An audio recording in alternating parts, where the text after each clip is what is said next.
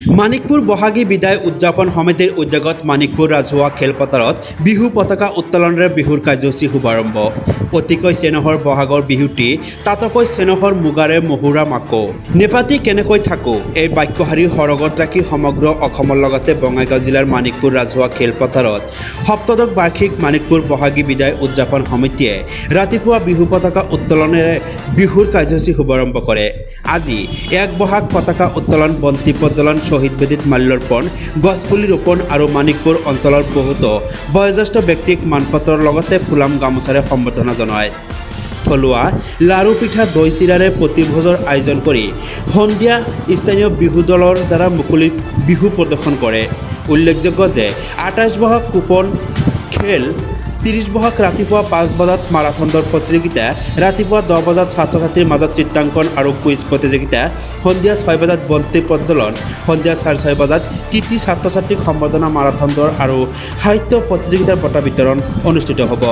সন্ধিয়া 7:15 মানিকপুৰ মানিক বঁটা প্ৰদান, সন্ধিয়া 8:30 বজাত আমন্ত্ৰিত শিল্পী ঐশ্বৰ্য বৰপাত্ৰৰ দ্বাৰা সাংস্কৃতিক অনুষ্ঠান পৰিৱেশন কৰিব। মাৰাথন দৌৰ প্ৰতিযোগিতাত অংশগ্ৰহণ কৰিবলৈ ইচ্ছুক প্ৰতিযোগীক তলত দিয়া ফোন নম্বৰত যোগাযোগ কৰিবলৈ আহ্বান জনাইছে আয়োজক সমিতিয়ে। যোগাযোগ নম্বৰ 6000154810 আৰু 8638069089। হয়, মানিকপুৰৰ মানিক বঁটা মানিকপুৰক যাই গঢ় দিছে, মানিকপুৰৰ কাৰণে প্ৰকৃত অৰ্থত যাই কাম কৰিছে, তেনেকুৱা ব্যক্তিক আমি বিচাৰি উলিয়াই আজি 3 বছৰ হ'ব। প্ৰথম বছৰ আমি পিছত মদন মোহন পাঠক ডাঙৰীয়াক দিছিলোঁ, তাৰপিছত প্ৰথমতে দিছিলোঁ আমি আপোনাৰ MLA আমাৰ মন্ত্ৰী আছিল আপোনাৰ গোলক পাটগিৰি ডাঙৰীয়া, প্ৰয়াত গোলক পাটগিৰি ডাঙৰীয়াক প্ৰথমতে আমি মানিকপুৰৰ মানিক বঁটা দিছোঁ। আৰু এইবেলিও আমি মানিকপুৰৰ মানিক বঁটা আমাৰ বহাগী বিদায় উদযাপন সমিতিৰ তৰফৰ পৰা দিয়া হ'ব। সমূহ মানিকপুৰবাসী ৰাইজলৈ আমাৰ ৰঙালী বিহুৰ শুভেচ্ছা জনাইছোঁ। আমাৰ মানিকপুৰ বহাগী বিদায় উদযাপন সমিতিৰ তৰফৰ পৰা সৌজন্যত যি আমাৰ আজি 1 বহাগ আৰু অহা 30 বহাগত বহাগী বিদায় উদযাপন কৰা হ'ব। আৰু আজিৰ প্ৰথম কাৰ্যসূচী আমাৰ পতাকা উত্তোলন প্লাছ বয়োজ্যেষ্ঠ ব্যক্তিক সম্বৰ্ধনা, লগতে বৃক্ষৰোপণ কাৰ্যসূচী ইতিমধ্যে আমাৰ সমাপ্ত হৈছে।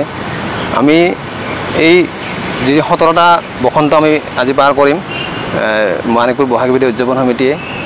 ইয়াতে আমাৰ যিসকল নমস্য ব্যক্তিৰ আশীৰ্বাদত আমাৰ এই অনুষ্ঠানটি গঢ় উঠিছে, তেওঁলোকক আমি শ্ৰদ্ধা নিবেদন কৰিছোঁ। তেওঁলোকৰ অশেষ প্ৰচেষ্টাত আমি এই মানিকপুৰ বহাগী বিদায় উদযাপন সমিতিয়ে অন্যান্য বছৰৰ দৰে এইবুলিও বিহু উদযাপন কৰিবলৈ ওলাইছোঁ। আমাৰ আবেলি আজি মুকলি বিহু প্ৰদৰ্শন হ'ব 5টা বজাৰ পৰা। তাত সকলো ৰাইজৰে সহায় সহযোগিতা বিচাৰিছোঁ। লগতে অহা 30 তাৰিখে আমাৰ অসমৰ জনপ্ৰিয় কণ্ঠশিল্পী ঐশ্বৰ্য বৰপাত্ৰক ইয়াতে আমন্ত্ৰণ অনা হৈছে। তাতেও আমি সকলো সংগীতপ্ৰেমী ৰাইজৰ সহায় সহযোগিতা বিচাৰিছোঁ।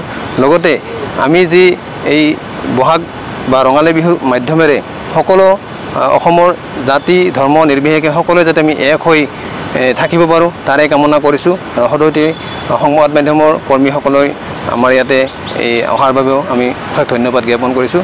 তো ধন্যবাদ। 34গৰাকী ব্যক্তিক আমাৰ ইয়াতে সম্বৰ্ধনা জ্ঞাপন কৰিছোঁ। লগতে আমি ধন্য মানিছোঁ যে আমাৰ ইয়াতে এজন 100 বছৰীয়া ব্যক্তি 106 বছৰ আজি তেওঁৰ জন্মদিন, তেওঁ আমাৰ ইয়াতে উপস্থিত হৈছিলে কিসমত দাৰিকাৰ।